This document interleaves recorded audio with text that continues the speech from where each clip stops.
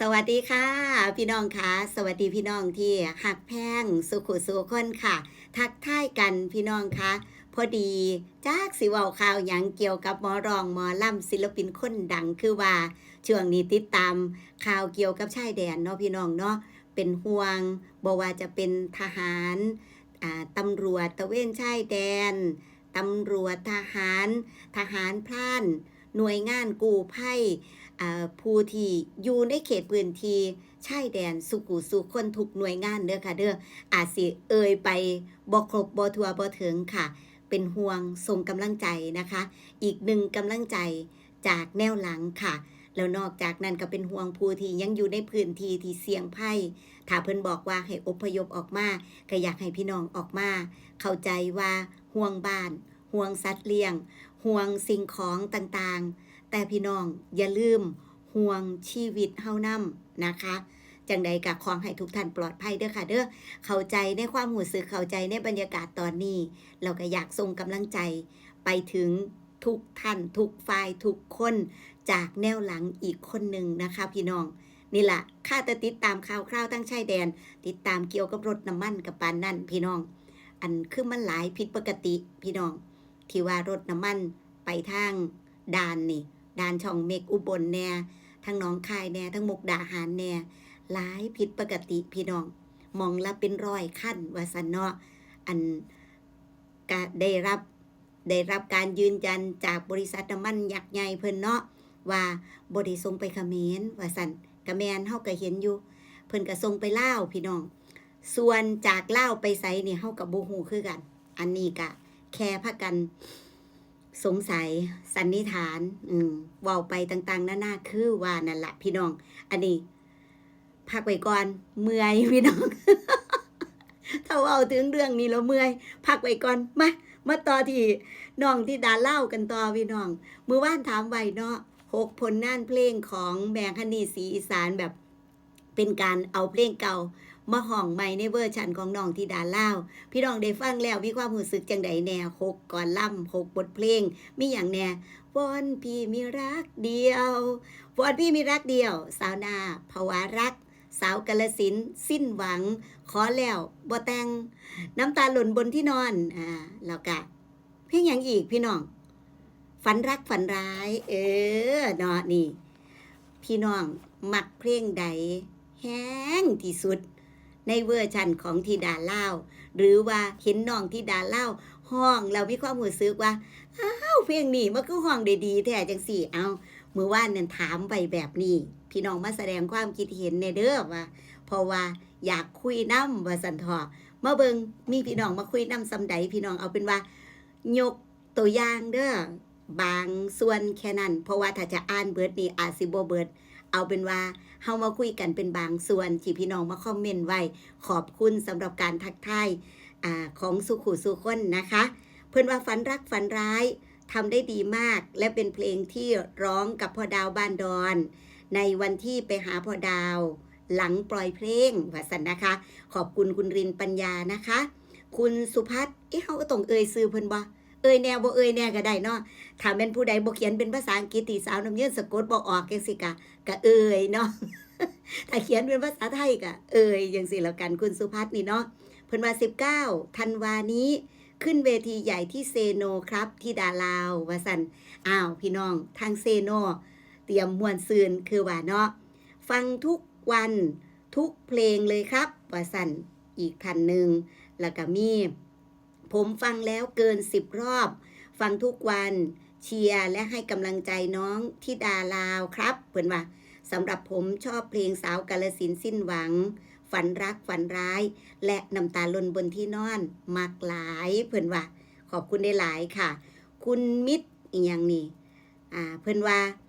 ฟังหลายรอบฝันรักฝันร้ายสาวหน้าภาวะรัก2เพลงคือ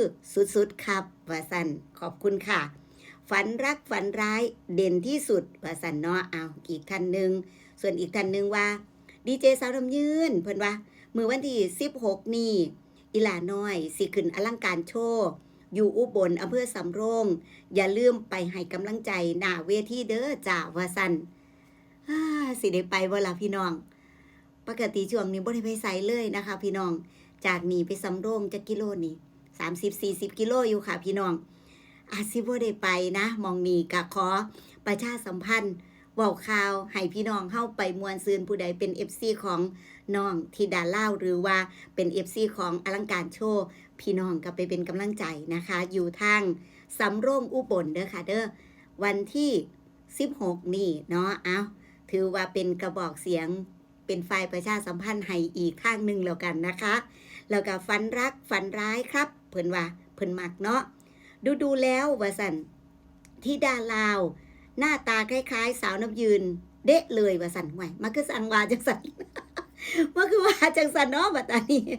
มีส่วนเกี่ยวข้องกับน้องที่ดานลาวหรือเปล่าชักสงสัยแล้วสิว่าสันบ่ค่ะบ่ท่านเคยเห็นน้องอีกนะบ่ท่านเคยเห็นน้องที่ดานลาวแล้วก็ฮู้จักน้องผ่านนี่แค่นั้นผ่านนี่โซเชียลนะคะที่ฮู้จักแล้วแบบเริ่มเห็นน้องคักๆนั่นก็คือไปบ้านอีหลาอุงอิงคือน้องที่ดาลาวไปบ้านอีหลาอุงอิงนะคะได้เห็นคักๆก่อนหน้านี้แวบๆอยู่ผ่าน Facebook เนาะแล้วก็ได้เคยเข้าไปฟังเพลงน้องก่อนหน้านี้ตอนที่น้องออกเพลงหอบฝันข้ามโขงนะคะได้เคยเข้าไปฟังประมาณนี้นะคะบ่ท่านนี่เคยเห็นหน้าเลยจ้ะแล้วก็บ่น่าจะเป็นญาตินะบ่น่าจะเป็นญาติพี่น้องกันหรือจังใดบ่แม่นดอกเนาะเพิ่นอยู่เมืองลาวพุ่นบ่ฮู้จักนะคะบ่ฮู้จักเป็นการส่วนตัวเด้อค่ะเด้อส่วนพอพูดศรีวิไลเพิ่นได้เห็นได้ฮู้อยู่ค่ะเพราะว่าตะกี้น้องนั้นร้องเพลงเบอร์เก่ายังเฝ้ารอเนาะก็มีโอกาสได้เห็นเพิ่นอยู่นะคะแต่ว่าเพิ่นจะสิจำเฮาได้บ่อันนี้บ่แน่ใจ บ่แน่ใจแต่ว่าทั้งนี้นั่นฮู้จักเพิ่นอยู่ประมาณนี้นะคะผมชอบมากว่าสั่นแล้วก็มีหัวใจรัวๆมากนะคะแล้วก็มวนทุกเพลงค่ะว่าสั่นชอบทุกเพลงเพิ่นว่าผมฟังแล้วหลายรอบ6เพลงเพราะว่าสั่นชอบเพลงฝันรักฝันร้ายเป็นพิเศษเพิ่นว่าดีใจด้วยนะคะผมว่าสั่นเนาะภาษาลาวอ่านบ่ออกเดี๋ยวเปิด Google แปลฉันชอบเพลงทุกเพลงว่าสั่นเนาะชอบฝันรักฝันร้ายนะคะนี่ทั้งสปป.ลาวสื่อเพิ่นจักสื่อหยังอ่านบ่ออกเด้อค่ะขอโทษได้หลายคุณสุรศักดิ์บอกว่าเสียงค่อนข้างเบาไปครับว่าซั่นเสียงสาวน้ำยืนบ่คะหรือว่าเสียงจังใดลองเปิดเสียงข้างโทรศัพท์เบิ่งนะคะ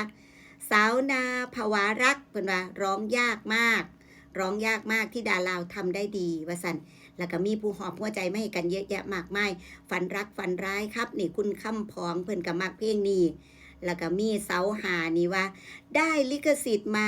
24เพลงค่อยทยอยออกมากว่าจะหมดคงจะปี70ว่าซั่นได้มาหลายเนาะมาฟังเพลงน้องธิดาลาวไปมวนไปเพิ่นว่าใส่หัวใจมารัวๆเลยทีเดียวประมาณนี้เอาซ้ำนี้ก่อนพี่น้องสำหรับผู้ที่มาคอมเมนต์ไว้ขอบคุณในหลายเด้อค่ะเด้อคือหาแนวคุยกันซื่อๆพี่น้องจักสิเฮ็ดข่าวหยังเกี่ยวกับหมอร้องหมอล่ำคือว่าช่วงนี้ละติดตามแต่ข่าวชายแดนอยู่เอาใจเย็นๆมีหยังกะเอามาเว้าสู่กันฟังประมาณนี้บอกข่าวบอกหยังเข้ามาก็ได้พี่น้องทักแชทบอกสาวน้ำยืนก็ได้อยากให้เว้าข่าวหยังอีหยังจังใดนะคะทักแชทบอกได้เด้อทั้งเพจทั้งคอมเมนต์ลองทักเข้ามาก็ได้นะคะขอบคุณพี่น้องที่ติดตามแล้วก็มาเป็นกำลังใจมาคอมเมนต์นะคะขอบคุณในหลายอยู่ดีมีแห้งหักแพงแบ่งปันค่ะสวัสดีค่ะ